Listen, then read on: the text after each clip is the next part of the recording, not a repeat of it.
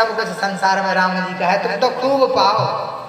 और चिड़ियाँ खूब आती हैं, खूब पाती हैं, सारा खेत महाराज उन चिड़ियों ने खा खा के सारा खेत खराब कर दिया है। और जब उनके भाई देखते हैं तो बड़ा ही डांटते हैं और उन्हें अब तो महाराज बर्दाश्त के बाहर हो गया। और उनसे कहते हैं तू घर से यहाँ से निकल जा, अब तू कभी मत आना, हम नहीं खिला सकते तुझे बिठा के। और सारा काम बिगाड़ देता है, कुछ काम नहीं करता और खाता ऐसे ही इतना ज्यादा खाता है, खा खा के मोटा हो रहा है, काम कुछ नहीं करता। इस प्रकार से बड़ा बेइज्जत करते हैं उनको। और जब महाराज बेइज्जत करते हैं तो फिर सोचते हैं, वापस एक बार फिर अपने भैया के पास जाते हैं, कहते हैं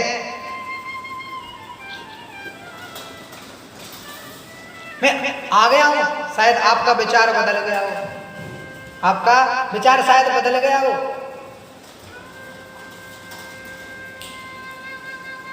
आप मुझे रख लें। ना ना, मुझे कोई जरूरत नहीं है तेरी, भाग जाए यहाँ से। और वो उनके भाई उनको भगा देते। वो यहाँ से जाके और जंगल में चलते चलते विचरण करते हैं। अच्छा हट्टा कट्टा शरीर है, बढ़िया स्वभाव के और मदमस्त हैं, हाथी की चाल में बढ़िया एकाग्रता से चलते हैं, कोई जीव की हिंसा ना हो जाए, बढ़िया से देख देख कर जमीन पर कदम रखते हैं। तो जाते हैं सिंधु सौवीर देश का एक राजा कपिल देव भगवान से मिलने के लिए जाता है। महाराज रास्ते में किसी जब वो कहारों की टोली उस कहार को लेकर उस डोली को ले जाके जब वो जाते हैं तो एक कहार बीमार पड़ जाता है। तो राजा को जब ये सूचना मिलती है तो राजा कहता है किसी और को ले लो। तो जंगल में जाकर जंगल में किसको ले, तो वो जड़भरत जी को देखते हैं। वो कहार जड़भरत जी को पकड़ कर ले आते हैं और जड़भरत जी को आगे तरफ उस पालकी में लगा देते हैं। देखिए ये जड़भरत जी जो हैं संसार के लिए जड़भरत हैं, किंतु महान योगी है महाराज। ये जब दृष्टि जमीन पर डालते हैं, जब ये आगे पैर रखते हैं तो 3 बाण अर्थात 3 बाण 3 मीटर ही मान लें, इतनी दूर तक दृष्टि देखते हैं, कोई जीव की हिंसा तो नहीं हो रही है। और कहीं कोई चींटी का दल चलते हुए जाता है तो महाराज उछल जाते हैं, मेरे शरीर से किसी जीव की हिंसा ना हो जाए। इस प्रकार से जब 1-2 बार तो रघुगढ़ बर्दाश्त करता है, फिर वो पूछता है कार से क्या बात है, बार बार पालकी कौन हिला रहा है। उसका सिर पालकी में टकराता है महाराज। तब वो कहता है कि महाराज ये जो नया वाला आया है ठीक से नहीं चलता। और ये ठीक से नहीं चल रहा है। तब रघुगढ़ एक बार और बर्दाश्त करते हैं। तीसरी बार में रघुगढ़ नीचे उतर के और बड़ी पूरी तरीके से उनको देखते हैं भरत जी को। अच्छा हट्टा कट्टा शरीर है तो उनको मजाक उड़ाते हुए, अरे दुबला पतला है, बेचारे ने खाया पिया नहीं, बीमार है और बूढ़ा हो गया है, अभी चल नहीं सकता। इस प्रकार से बड़ा इज्जत करते हैं। भरत जी संत स्वभाव के कुछ नहीं कहते। सुनते सुनते कुछ देर बाद रघुगढ़ ज्ञान बताने लगता है, पंडितों की भांति वार्ता करने लगता है। तब जड़ते भरत जी उसको डांटते हुए कहते हैं देखो हो तो तुम महामूर्ख और मूर्ख होने के बाद भी ज्ञानी की तरह बात करते हो। ये सब धर्म मोटा होना, पतला होना, बूढ़ा होना, जवान होना, ये सब धर्म शरीर के हैं और तुम शरीर में आसक्ति रख रहे हो, तुम इसकी सुख सुविधाओं के लिए कर रहे हो। और तुम जिस उद्देश्य से जा रहे हो इस तरह से जाते हैं अपने गुरु के पास। गुरु के यहाँ तो महाराज पैदल पैदल जाना चाहिए। कई प्रकार से उसको समझाते हैं। और जब वो देखता है कि जिसको मैं डांट रहा था, अचानक रघुगढ़ की दृष्टि पड़ती है कि उनके कांधे पर यज्ञोपवीत तुजातीय चिन्ह उनके शरीर पर है। महाराज रघुगढ़ त्राहिमाम करते उनके चरणों में गिर जाता है। आज मुझसे ब्रह्म अपराध हो गया, आज मुझसे ब्राह्मण का अपराध हुआ है। मैं संसार में किसी चीज से नहीं डरता, मैं मृत्यु से भी नहीं डरता हूं, केवल ब्राह्मण के शाप से मुझे भय लगता है। इस प्रकार से रघुगढ़ जब विनती करता है तब जड़भरत जी उसको कई प्रकार के ज्ञान से उपदेश करते हैं और इतना उपदेश कर देते हैं कि वो संतुष्ट होकर फिर जहाँ वो जाने वाला था कपिल देव भगवान के पास, वो वहाँ न जाके पुनः अपने राज्य में आ जाता है। यहाँ पर जड़ भरत जी आगे जंगल की ओर जाते हैं। वहाँ पर कुछ जंगली कोलवीर इत्यादि देवी की पूजन कर रहे थे और उसमें बलि की आवश्यकता थी और किसी पुरुष की बलि देनी थी। तो वो देखते हैं जंगल में जड़ भरत जी को पकड़ के ले जाते हैं, यही है इसकी बलि देंगे। देवी के सामने ले जाते हैं और वो खड़ग निकाल कर बलि देने वाले होते हैं कि देवी खुद आ जाती है और आते ही उन सारे कोलवीरों का संहार करके और जड़ भरत जी को प्रणाम करके और चली जाती है। मानो यहाँ पर संकेत कर रहे हैं कि यदि हम संसार के और भी देवी देवताओं से कोई मांग करेंगे ना, तो वो देवी देवता यदि उसके ऊपर आफत आ गई ना, तो फिर वो हमें बचाने वाला नहीं है, फिर वो कुछ नहीं कर पाएगा, वो अपनी रक्षा करेगा। देवी क्यों प्रकट हुई? देवी ने क्यों जो उनके उपासक थे उसी को क्यों मार दिया? देखिए, जो अपराध भगत कर करई राम रोष पावक सो डर जरई। जो भगवान के भक्त का अपराध करता है वो भगवान की क्रोधाग्नि में दग्ध हो जाता है। और महाराज इसी के डर से वो देवी आई कि भगवान का अपराध मुझे नहीं करना, भगवान के भक्त का अपराध मुझसे ना हो जाएगा। और भरत जी से क्षमा मांग के इस प्रकार से वहाँ का विध्वंस देख के उस देवी को भरत जी प्रणाम करते हैं और आगे जाके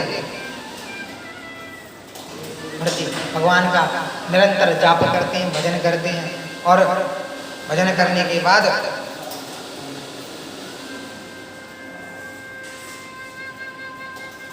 अपने शरीर को वहीं जंगल की आग में जाके दग्ध कर देते हैं और भरत जी अपने शरीर का त्याग कर देते हैं और पुनः भगवान में विलीन हो जाते हैं। आगे भरत जी के वंश का वर्णन है और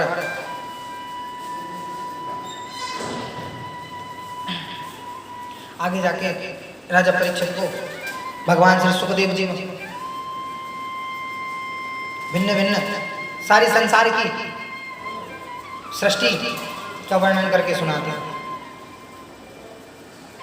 वो बताते हैं कि इस जब राजा प्रियव्रत राजा बने तो एक समय की बात है कि राजा प्रियव्रत ने देखा कि दिन और रात होते हैं, ये सूर्य स्थिर नहीं रहता है।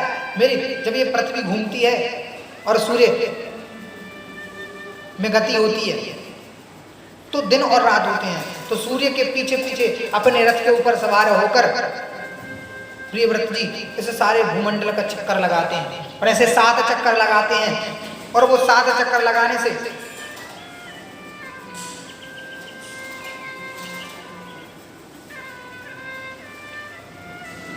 सात समुद्रों का जो उस रथ की पहियों से, उस रथ के चक्के से जो घारें बनती हैं वो 7 समुद्र बनते हैं और घार के ऊपर जो उठा हुआ भाग रहता है वो महाराज 9 वर्षों के रूप में परिणत हो जाता है और इस प्रकार से 9 वर्ष और 7 समुद्र इत्यादि का निर्माण होता है। आगे इसी का वर्णन श्री सुखदेव जी महाराज परीक्षित को सुनाते हैं।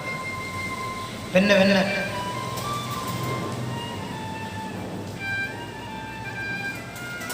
उन पर्वत द्वीप इत्यादि समुद्र उन सब का वर्णन करके सुनाते हैं। आगे जाके नरकों का वर्णन करते हैं। जब नरकों का वर्णन राजा परीक्षित को किया तो परीक्षित डर गए, परीक्षित को भय लगा और परीक्षित ने सुखदेव जी से कहा, भगवान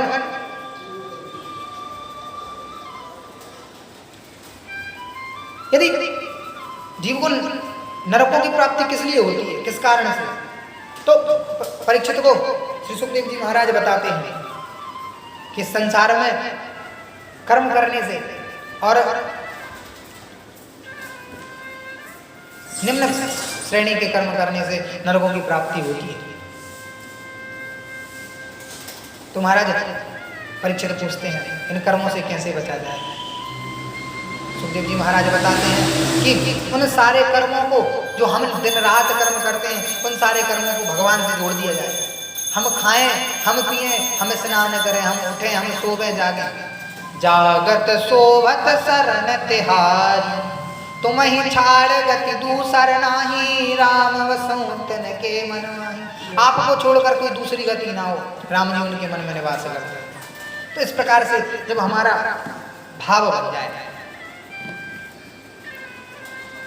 और हम सभी प्रकार के कर्मों को, देखिए इस संसार में जीव बिना कर्म किए एक क्षण भी नहीं रह सकता। मैं चुप हूँ, मैं यदि शांत अवस्था में बैठा हूँ तो ये भी एक कर्म है, शांत अवस्था में बैठने का कर्म है। यदि मैं कुछ ना करने का निर्णय भी करूं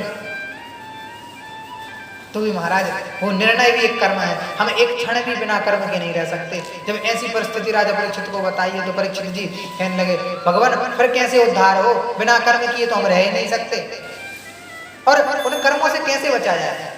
अब उनको बताया कि सारे कर्म हमारे भगवान से जुड़े हैं। और जब नरकों का वर्णन सुनाया है, अनेक प्रकार के पाप कर्म जब जीव करता है तो उसे नरक की प्राप्ति होती है, उसको अधोगति में जाना पड़ता है। तब परीक्षित पूछते हैं, भगवान ये जो नरक है पृथ्वी लोक पर ही है, पृथ्वी के अंदर ही है, या कहीं और है, या कहीं और दूसरे स्थान पर है, या जो जीव इस पृथ्वी पर आकर कई प्रकार की यातनाएं भोगते हैं, क्या वही तो इनको नरक नहीं कहते। तब सुखदेव जी इस प्रश्न के उत्तर में बताते हैं कि नरक पृथ्वी से दक्षिण दिशा की ओर एक संयमनी पुरी है, वो यमराज की पुरी है। यमराज उसमें राजा के रूप में राज सिंहासन पर अभिषिक्त रहते हैं, और वो धर्म के अवतार है, वो धर्मराज है। और जब व्यक्ति अधर्म करता है तो धर्म और अधर्म दो प्रकार के तराजू पर उस व्यक्ति को तोलकर उसके पुण्य और पाप का निर्णय करके स्वर्ग और नरक इन दो लोगों की प्राप्ति होती है जीव को। कई प्रकार से सुखदेव जी उस नरक लोक का वर्णन करके राजा परीक्षित को सुनाते हैं और बताते हैं कि जब जीव गलत कार्य करता है, कई प्रकार के ऐसे कर्म जो ना करने योग्य है, और इस संसार में फंसे रहकर जीव अपने समय को व्यर्थ करता है, तो महाराज उसकी दो लोक में गति होती है। और जब वो नरक इत्यादि में जाता है तो उसको विभिन्न प्रकार की यातनाएं भोगनी पड़ती हैं। इनमें मुख्य रूप से राजा परीक्षित को 21 प्रकार के नरकों के बारे में श्री सुखदेव जी महाराज ने बताया, और फिर 8 प्रकार के और आगे भी कुछ नरकों के बारे में बताया। ऐसे कुल मिला के नरकों की संख्या 28 बताई। 28 प्रकार के नरक होते हैं। रौरव, महारौरव, कुंभीपाक, तामिश्र, अंधतामिश्र इत्यादि इन नरकों के नाम हैं, और इनकी अलग अलग यातनाएं हैं। अलग अलग कर्म करने से ब्रह्म हत्या इत्यादि, गुरुपत्नी गमन, महापातक और सारे प्रकार के पाप करने से इन नरकों की प्राप्ति होती है। तब राजा परीक्षित घबरा जाते हैं, तो महाराज मुक्ति का उपाय पूछते हैं। तब राजा परीक्षित को कहते हैं कि भगवान नाम संकीर्तन, भगवान का भजन ही एकमात्र सार है, और भगवान का भजन जो व्यक्ति करता है उसको इन नरकों की प्राप्ति नहीं होती। जिस व्यक्ति ने अपने जीवन में किसी भी भाव में एक बार भी भगवान का नाम लिया हो उसको नरक की प्राप्ति नहीं होती। तब राजा के मन में धैर्य आया, कहते महाराज कुछ उदाहरण दे के बताओ कि भगवान का नाम किसी ने लिया हो और वो तर गया हो, कुछ कोई कथा, ऐसी कोई कहानी जिससे मुझे यकीन हो सके, कोई प्रमाण। तब प्रमाण के स्वरूप में आगे 6वें स्कंद में अजामिल उपाख्यान के माध्यम से राजा परीक्षित को श्री सुखदेव जी महाराज कथा सुनाते हैं, किस प्रकार से भगवान नाम का स्मरण करके अजामिल भगवान की गति को प्राप्त हुए थे। एक क्षेत्र में कान्यकुब्ज गोत्र में उत्पन्न ब्राह्मण के घर एक पुत्र का जन्म होता है। कहते हैं राजन, वो पुत्र बड़ा ही ब्रह्मचारी और बड़ा ही भगवान की सेवा में लगा रहता, पूजन पाठ इत्यादि, पिता की आज्ञा, स्वाध्याय, वेद पाठ इत्यादि में लगा रहता है। उसका नामकरण होता है और वो आगे जाके भगवान पिता की आज्ञा का पालन करता है। एक बार पिताजी की आज्ञा से वो जंगल में जब जाता है तो जंगल में पिताजी की आज्ञा से वो लकड़ी लेने जाता है, हवन की समिधा। वो देखता है एक शूद्र और एक वैश्या आपस में संसर्ग कर रहे हैं। और वो आधे अधूरे वस्त्र पहने हुए हैं। पर जब उनकी ऐसी क्रूर क्रीड़ाओं को जब वो बालक, नन्हा सा बालक, बच्चों का मन कच्ची माटी की तरह होता है। अगर वो छोटी अवस्था में कुछ ना देखने योग्य, कुछ गंदा देख लेते हैं तो उनके मन में वो चीज चढ़ जाती है। और महाराज फिर यही स्थिति उस अजामिल की बनी। उसने जब वो ये सब देखा तो उसके मन में वो बीज उत्पन्न हो गया। देखिए आज वर्तमान समय में हम जिसको सुविधा का स्रोत मानते हैं फोन, देखिए ये वीडियो बन रही है, इससे कथा की वीडियो भी इसी से बन रही। ये फोन, ये कैमरे, ये मोबाइल, ये सब, ये सोशल मीडिया, ये बहुत अच्छे हैं, बड़े प्यारे हैं, लेकिन इनमें दुर्गुण भी है कुछ। इनका सदुपयोग हो सके तो ठीक है। आजकल तो महाराज छोटे छोटे बच्चे भी इस फोन को चलाते हैं, मतलब इसके बिना रह नहीं पाते। वो जिद करते हैं, वो पिताजी भी सोचते हैं अब रोएगा घंटा भर, और 1 घंटे रोने से अच्छा है 5 मिनट के लिए फोन दे दो, शांत हो जाए, बढ़िया रहे, रोएगा तो नहीं। और उसके रोने के डर से महाराज उसके हाथ में फोन दे दिया जाता है। और फोन में महाराज वो तो अच्छी चीजें कार्टून निकालता है, उसको बताया जाता है कौन कौन से महाराज कार्टून होते हैं, डोरेमोन, कौन कौन से नाम है, वो कार्टून देखता है। ठीक है ना? और उनको कार्टून को देखते देखते वो महाराज कार्टून ही बन जाता है। वो बच्चे के मन पर कैसा असर पड़ता है। जिस अवस्था में गीता का ज्ञान, भागवत का ज्ञान, जिस अवस्था में भगवान के भजन का ज्ञान, संस्कार इत्यादि, अरे माँ बाप को आजकल फुर्सत ही नहीं है अपने बच्चों को संस्कार देने के लिए। महाराज घर में बाइयां रख लेते हैं, वो पालन पोषण करेंगे बच्चों का, मोबाइल दे देते, कैसे ही समय निकाले, हम बचें, हम अपनी ड्यूटी करें। और उस बच्चे को भी बाद में पढ़ाई क्या पढ़ाई जाती है। आज संसार की पढ़ाई देख के बड़ा दुख हो रहा है महाराज, बहुत बेकार पढ़ाई है, बहुत।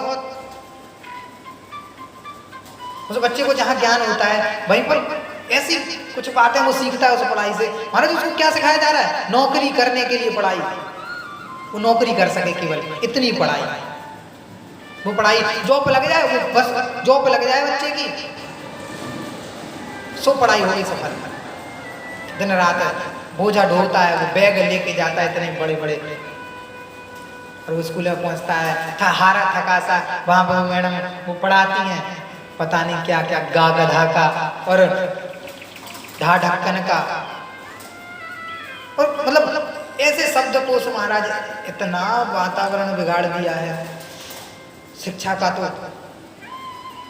और उसकी मनोस्थिति भी वैसी बनती है। और घर आके वो क्या करता है, होमवर्क दे दिया उसको, अब गृह कार्य, अब वो घर में भी आके सोचता है अब फुर्सत हो गए, वो होमवर्क टल जाए, जैसे तैसे वो हो जाए, वो होमवर्क जैसे तैसे टालता है महाराज करके, फिर फोन में लग जाता है। और फोन में महाराज वो तो कार्टून देख रहे हैं, लेकिन घर वाले ये नहीं देखते वो क्या देख रहे हैं, वो कार्टून के संग में क्या क्या आ रहा है उस फोन में, दुनिया भर की गंदी गंदी चीजें। और बच्चे की नजर उन पर पड़ती है महाराज, वो कहाँ से ये सब चीजें सीख जाता है, गाली देना इत्यादि सब कुछ। इसको महाराज अच्छा ना माने इस फोन को, फोन की अवस्था है, जब तक बच्चा युवा ना हो जाए तब तक उसके हाथ में फोन नहीं देना। आज तो महाराज ऐसी स्थिति है महाराज के बेस फोन के बिना पढ़ाई नहीं, ऑनलाइन है। क्या होगा देश का भविष्य, जब 1-1 वर्ष तक जो अवस्था पढ़ाई की है उस अवस्था में बच्चे फोन चला रहे हैं।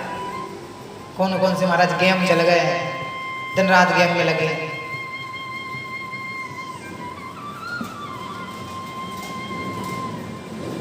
श्रीमन नारायण। तो ऐसी संसार की दशा देख के बड़ा दुख होता है। तो जैसा बच्चों के मन में डाल दिया जाता है, जैसा वो देखते हैं वैसा आचरण में आता है। पूर्ण रूप से ये बात सत्य है। ये बात हमें अजामिल उपाख्यान के माध्यम से समझनी चाहिए कि हमें किस प्रकार के संस्कार अपने बच्चों में देना है और कितना ध्यान रखना है। यदि थोड़ा भी नजर हटी और दुर्घटना घटी, आपने ध्यान नहीं दिया तो वो कच्ची मिट्टी में पता नहीं क्या बन जाएगा। वो घड़ा जो आपने बनाया है ना, आप तो घड़े का आकार देना चाहते हैं ना, लेकिन वो घड़ा में किसी ने अगर कुछ कर दिया ना तो दाग लग जाएगा। और जब उसका समय बढ़ने का है, अच्छे आचरण का है, उस समय बच्चे दूसरों के हाथ में अपने बच्चों को सौंप देते हैं। तो महाराज बच्चों को संस्कार दें, अच्छे आचरण दें। अगर वो टीवी भी देखें तो महाराज रामायण, कृष्ण लीला इत्यादि ये सब कार्टून फार्टून ना दिखाएं, अच्छे अच्छे सीरियल देखें, अच्छे अच्छे आचरण करना सिखाएं, उनका परिचय कराएं, व्यवहार कुशल बनाएं। अभिवादनशीलस्य नृत्यविद्धोपसेविना चत्वारि तस्य वर्धन्ते आयुर्विद्या यशो बलम्। जो अभिवादनशील अपने बच्चों को बनाते हैं, जो नित्य अपने वृद्धजनों का सेवन करते हैं, उनकी दादा दादी की कहानियाँ, वो रानी राजा की कहानियाँ, वो राम जी की सीता जी की कहानियाँ, वो रामायण जब दादी सुनाती हैं तो उनके संस्कारों में आती है। जब वो नित्य वृद्धों का सेवन करते हैं, उनका आशीर्वाद ग्रहण करते हैं तो उनकी 4 चीजें बढ़ती हैं महाराज। क्या क्या? चत्वारि तस्य वर्धन्ते, आयु, विद्या, यश और बल। महाराज ये ऐसे ही प्राप्त हो जाते हैं बड़े बड़ों के। आज बड़ों का ही आशीर्वाद है महाराज, बड़ों का आशीर्वाद है जो यहाँ पर आज है। बड़े बूढ़ों का संग करना सिखाएं बच्चों को, अच्छे संस्कार दें उनको, किसी के भांति ऐसे छोड़ें ना, मोबाइल इत्यादि से दूर रखें। जितना अच्छा है उतना ही बेकार भी है महाराज। ये फोन असुर है, ये असुर है। सुविधाएं दें लेकिन देख रेख में अपने उस 5 मिनट के लिए उसकी रोना रोकने के लिए महाराज मोबाइल देके बहुत गलत कर रहे हैं, अच्छा नहीं है। तो वो उन स्त्री और पुरुष का संसर्ग को अजामिल देख लेता है, वो घर जाता है। कुछ समय बाद जब वो बड़ा होता है तो उसके मन में वो काम क्रीड़ा, वो वासना भर जाती है महाराज। वो कहते वासना में जहां वासना है वही वासना, वासना महाराज। संसार की विपरीत चीजों में भी जो बिल्कुल से बेकार कार्य है उनको भी करने में हमें घृणा ना है, उसको कहते वासना।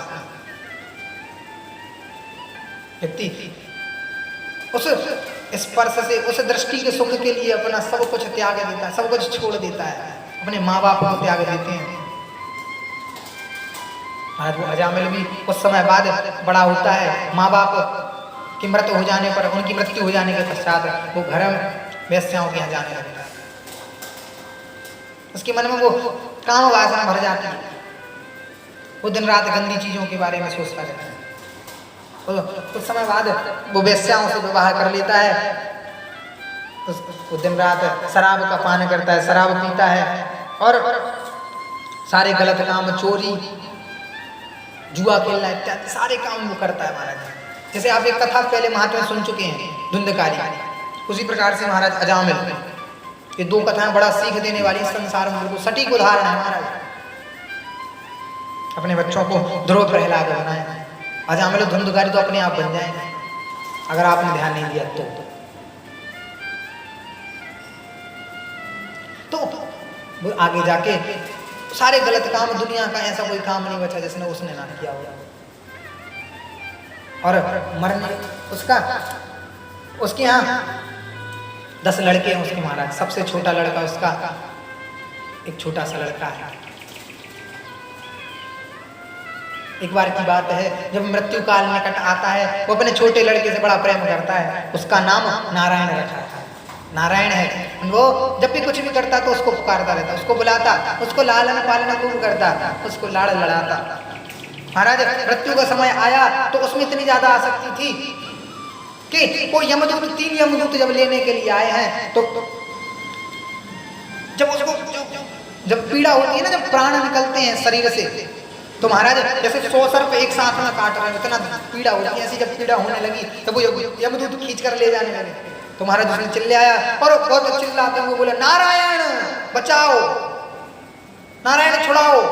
इस तरह से उसने जब कहा तो पुत्र ने तो नहीं सुना, लेकिन पास ही से भगवान के दूत जा रहे थे, भगवान के पार्षद जा रहे थे। उन्होंने सुना कि मेरे स्वामी का नाम किसी ने लिया है, आकर उन्होंने छुड़ाया और यमदूतों से पूछा कि क्या कारण है जो तुम भगवान के भक्तों को ले जा रहे हो अपने लोक में? तुम्हें क्या धर्म की शिक्षा नहीं पता? तुम्हें धर्म का ज्ञान नहीं है? किसी व्यक्ति को नरक में ले जाना चाहिए? वो बताते हैं, महाराज ये सारे जीवन पाप करने वाला है, इसने सारा जीवन वेश्यावृत्ति में बिता दिया, इसने सारा जीवन गलत गलत कार्य में बिता दिया। जब इस प्रकार से कहते हैं तो महाराज वो हरि पार्षद उनकी परीक्षा लेने के लिए उनसे पूछते हैं कि कैसे व्यक्ति को नरक में ले जाना चाहिए और क्या अधर्म है क्या धर्म है, ये सब बातें उनसे पूछते हैं। तो वो कहते हैं कि संसार में जो वेदों के अनुरूप है, जो वेदों में बताया गया है उसके अनुसार जो आचरण है वो धर्म है, और वेद से विपरीत जितना भी ज्ञान है वो कुछ भी हो वो सब अधर्म है। अच्छा है, वो कहते बढ़िया है तुम्हारा धर्म, तुम्हारी परिभाषा बढ़िया है धर्म की, अच्छा है। और वेद क्या है? भगवान के निश्वास। तो जो वेद भगवान को नेति नेति कहकर गाते हैं, हरि पार्षद तुमको बड़ा डांटते हैं, तुमको कुछ भी ज्ञान नहीं है। ये बात सत्य है कि वेदों में जो बताया गया वही धर्म है और बाकी सब अधर्म है, किंतु जो वेद भगवान के निश्वास हैं उन भगवान का नाम उससे भी बड़ा है। उन पार्षदों को कई प्रकार से उन यमदूतों को वो समझाते हैं और अजामिल को नरक की यातनाओं से बचा लेते। ये सब दृश्य अजामिल अपनी आंखों से देख रहा है। देखो मरने वाले व्यक्ति को कुछ क्षण पहले ही वो मृत्यु सारा इस लोक को छोड़ के वो परलोक की चीजें दिखने लगती हैं।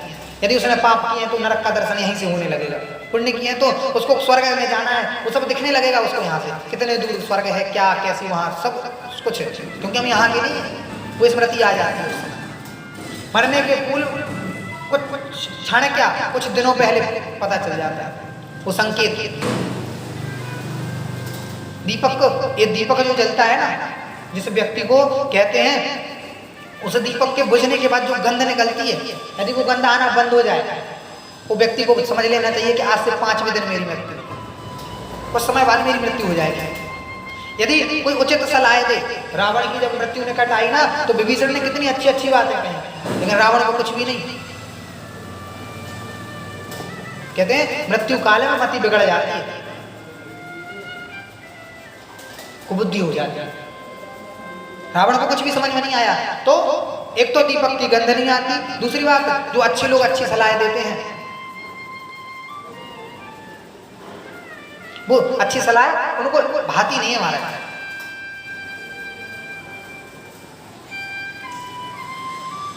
इस प्रकार से कई प्रकार से उन्होंने बताया है मृत्यु काल की परिस्थितियों के बारे में। आगे जाके उन यमदूतों को हरि पार्षद मना कर देते हैं और उन हरि पार्षदों को, उन यमराज के पार्षदों को कई प्रकार से वो समझाते हैं कि जिस व्यक्ति ने किसी भी प्रकार से भगवान का नाम लिया हो उसको आपको अधिकार नहीं है ले जाने का। अयम ही कृत निर्विशेषो जन्म कोट्यां सामपि यद व्याजहार विवशो नाम स्वस्तयनम हरि। विवश होकर भी कोई व्यक्ति अगर भगवान का नाम लेता है तो उसको यम यातनाएं सहने का, यम के जो नरक है इसका कष्ट नहीं झेलना पड़ता है। सांकेत्यम परिहास्यम वा स्तोभम हेलनमेव वा वैकुंठ नाम ग्रहणम ये सागरम विदुः। महाराज हास्य में, परिहास में, क्रोध में, कैसी भी अवस्था में यदि भगवान का नाम लिया जाए तो कल्याणकारी ही होता है, फिर उस व्यक्ति को नरक में नहीं जाना। कई प्रकार से गोस्वामी जी भी कहते हैं भावे कुभाव अनख आलस नाम जपत मंगल सिदस भाव कुभाव अनख आलस नाम जपत मंगल सिदस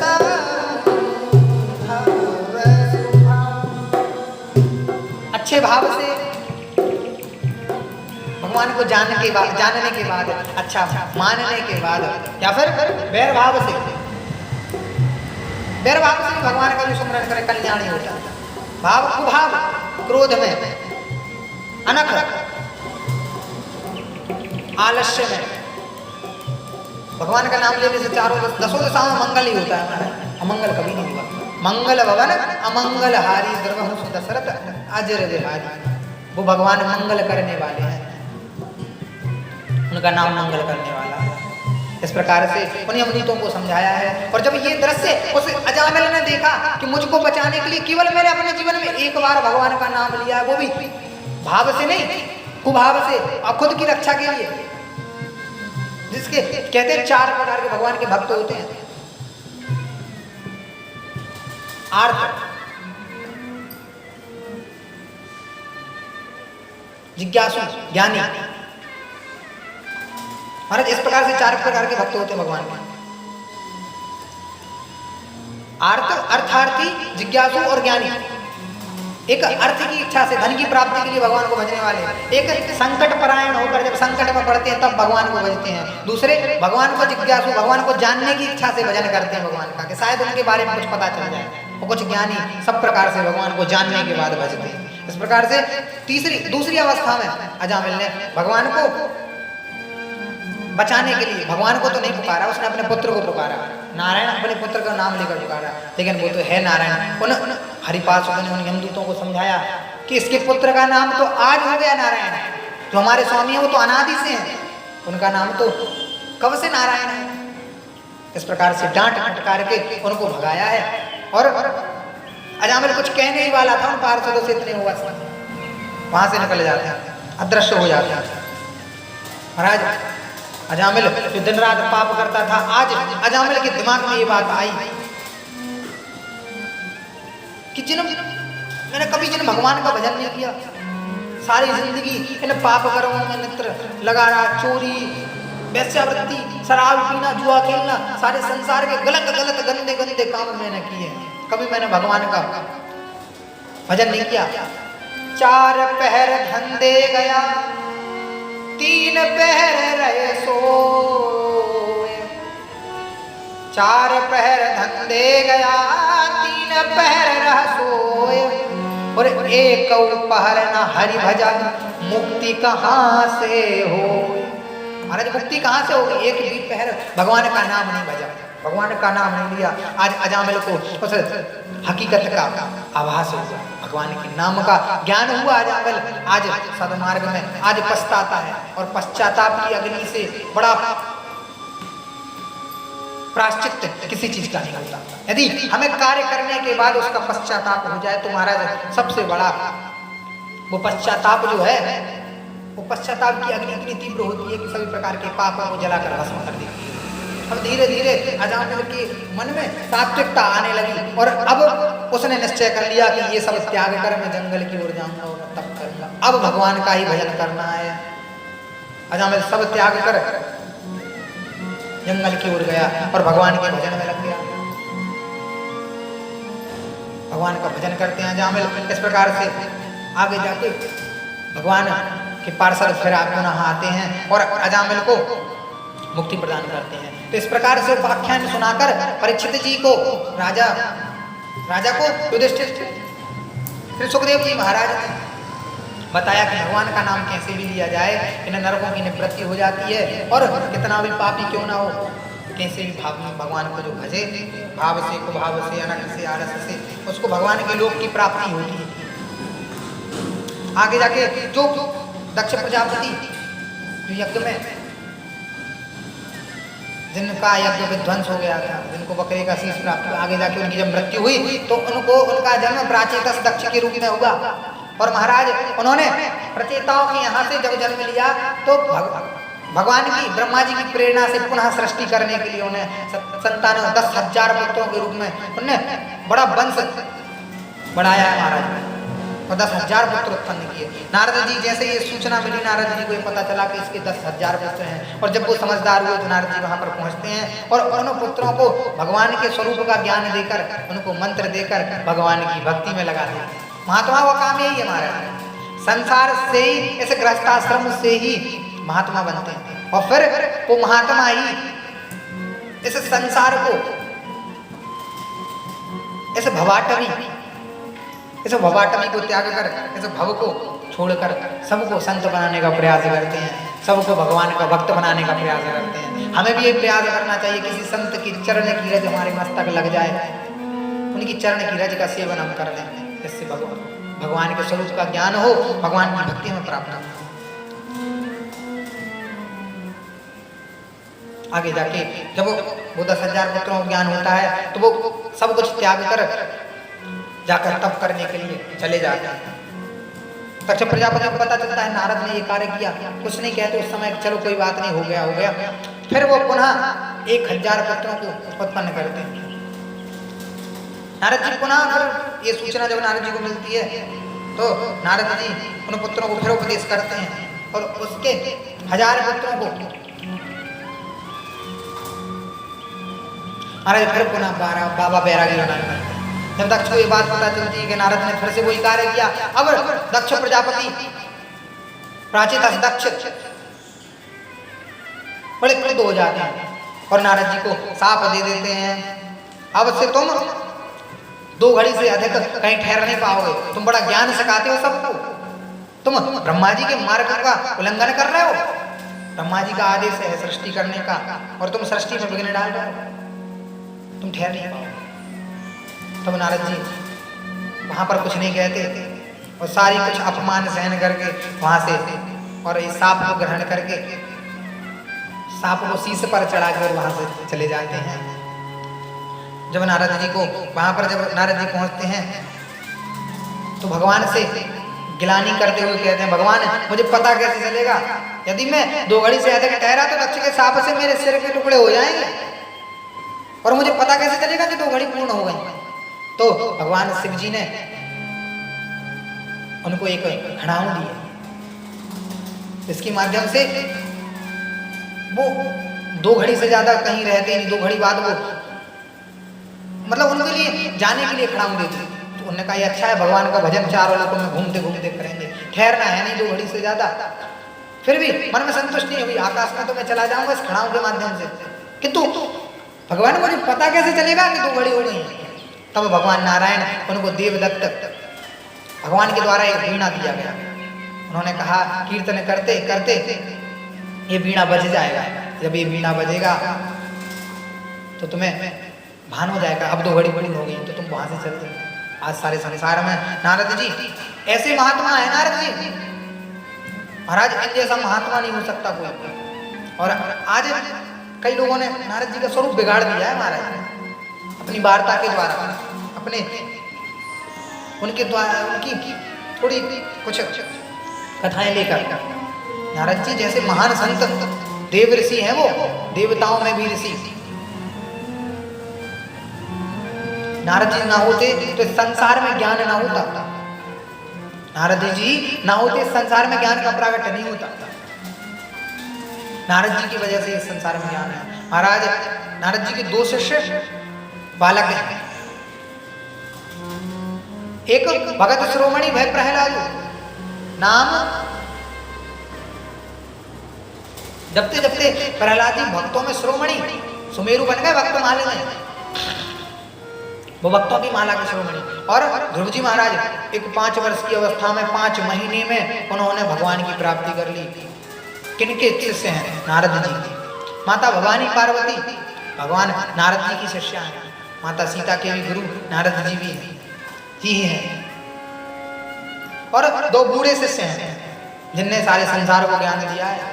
महाराज व्यास जी महाराज भी नारद जी के शिष्य हैं। और यदि उनको नारद जी के द्वारा चतुश्लोकी भागवत ना मिलती तो वेद व्यास जी जो ग्रंथ आज आपके सामने प्रस्तुत है, ये जो ग्रंथ आप श्रवण कर पा रहे हैं, यदि नारद जी ना होते तो ये ग्रंथ पृथ्वी पर आना कठिन होता। नारद जी भगवान के अवतार हैं और उनका स्वरूप उन जैसा महात्मा आज तक संसार में नहीं हुआ। सबसे ज्यादा भगवान के भक्त भगवान की कंपनी में जोड़ने वाले हैं। जैसे कुछ कंपनियां पॉलिसी करती है ना, पॉलिसी, ऐसे भगवान के भजन की पॉलिसी करने वाले हैं नारद जी। हम अपनी बीमा करते हैं भगवान की कंपनी में, हम वैष्णव बनाते हैं। व्यास जी महाराज को जब चतुश्लोकी भागवत दी तब उन्होंने 18,000 श्लोकों के रूप में उन चतुश्लोकी भागवत को व्यक्त किया। और वाल्मीकि ऋषि, उन वाल्मीकि को भी 4 श्लोकी वो रामायण प्रदान करी।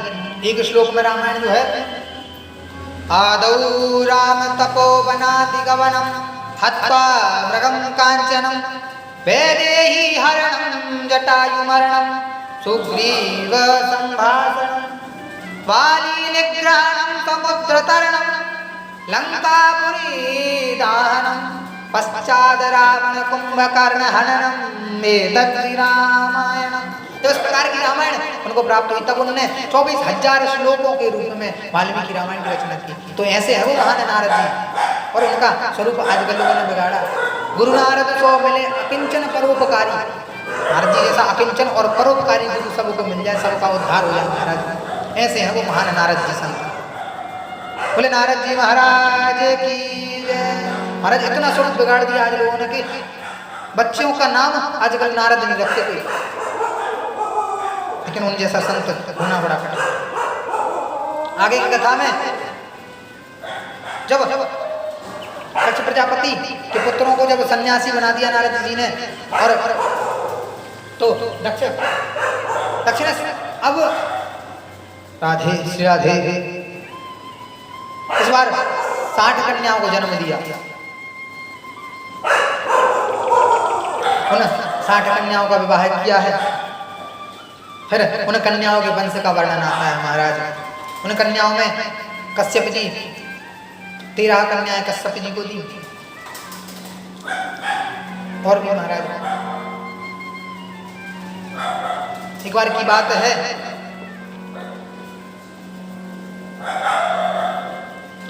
देवताओं की सभा में अप्सराओं का नृत्य चल रहा था। उस समय देवराज बड़े ही मग्न थे उन नृत्य में। अपनी अर्धांगिनी सची के साथ देवराज इंद्र राज सिंहासन पर अभिषिक्त थे, वहां पर बैठे हुए अप्सराओं का नृत्य देख रहे थे। और नृत्य देखते देखते उनकी दृष्टि पड़ती है कि वहां से गुरु जी आ रहे हैं। बृहस्पति जी महाराज राज्यसभा में आते हैं, तो उनको सम्मान नहीं करते देवराज। देखिए राजा जब खड़ा होगा, जैसा आचरण राजा करता है वैसी प्रजा करती है।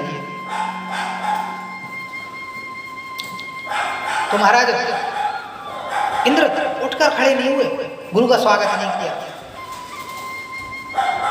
तब गुरु को बड़ा बुरा लगा। महाराज अपमान बहुत बड़ा रोग है महाराज, अपमान का। बृहस्पति जी को अपमान महसूस हुआ, आज इंद्र ने मेरा अपमान किया। थोड़ी देर खड़ा हो जाता, सम्मान कर देता, क्या चला जाता है इसका। और ऐसे शिष्य के होने से अच्छा है कि मैं किसी शिष्य का गुरु ही ना होता, ऐसे शिष्यों से तो अच्छा है। तो महाराज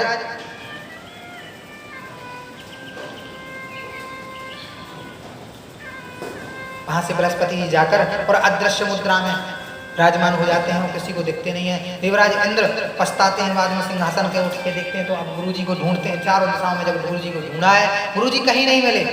तब देवराज इंद्र ने प्रार्थना की ब्रह्मा जी से। ब्रह्मा जी ने उनको उपाय बताया, और विश्वरूप जो कि त्वष्टा महर्षि के पुत्र हैं, उनके पास ब्रह्मा जी जाते हैं और उनको समझाते हैं कि तुम पुत्र जाकर तुम देवताओं को का गुरुत्व स्वीकार करो, उनके गुरु के रूप में उनका मार्गदर्शन करो। यहाँ पर जब गुरु से रहते शुक्राचार्य जी जो दैत्यों के गुरु हैं, उनने देवताओं को जब गुरु से निगुरा देखा, कहते हैं महाराज निगुरे का नहीं कोई ठिकाना, 84 में आना जाना, यम का बने मेहमान, सुन लो चतुर सुजान, निगुरा नहीं रहना। बिना गुरु के नहीं रहना, नहीं तो 84 में आना जाना रहता। गुरु बिनु भवनिधि तरे न कोई, जो विरंच शंकर संग। तो अब आज देवता निगुरे हो गए, तो दैत्यों ने आक्रमण कर दिया और बड़ा पीटा है महाराज ने, बहुत उनकी तरीके से पिटाई करी, खबर नहीं लिखी। अब जब देवराज ने एक घटना ब्रह्मा जी को सुनाई है, ब्रह्मा जी ने जाकर त्वष्टा महर्षि के पुत्र विश्वरूप से कहा है, विश्वरूप ने, और देवराज इंद्र का गुरु बनने को स्वीकार किया है। देवताओं के गुरु के रूप में आज विश्वरूप जी उपस्थित हैं। और जब गुरु बनाया, देवताओं के गुरु बने हैं महाराज। जब पंडितों को महाराज, ब्राह्मणों को जब बड़ा यजमान मिल जाता है तो बड़े प्रसन्न होते हैं। जब महाराज राम मंदिर अभी का पूजन हो रहा था, राम मंदिर का, तब हमारे पंडित जी जो पूजन करा रहे थे, वो पंडित जी जिनका नाम है आचार्य गंगाधर पाठक, बड़े प्रसन्न हुए। देश का राजा आज मेरे यजमान बनाए। देखिए पहले तो ये होता ही रहता था महाराज, देश देशांतर के राजा खूब यज्ञ करते थे। आज ऐसा महात्मा प्रधानमंत्री बना। मोदी जी अच्छा कार्य कर रहे हैं। और जब वो राम मंदिर का की नींव में जब वहाँ का पूजन करने के लिए गए तो बड़े प्रसन्न हुए। तो ऐसे ही वो त्वष्टा महर्षि के पुत्र विश्वरूप जी बड़े प्रसन्न हुए जब इंद्र को अपना यजमान पाया है। और इंद्र को जो नारायण कवच है, जो सभी प्रकार के जीवों की रक्षा करने वाला है, उस नारायण कवच का उपदेश किया है। बड़ा नारायण कवच की बड़ी महिमा है महाराज। इस जैसा कवच महाराज जो इसको धारण कर लेता है वो विश्व विजेता हो जाता है। आइए कुछ श्लोकों के माध्यम से नारायण कवच का पाठ करते हैं, फिर आगे कथा। यया गुप्तः सहस्राक्षः सहवान् रिपुसेनकान् कीडयन्निर्विनिर्जित त्रैलोक्या बुभुजे श्रियं भगवांस्तन्ममाख्याहि वर्मनारायणात्मकम्।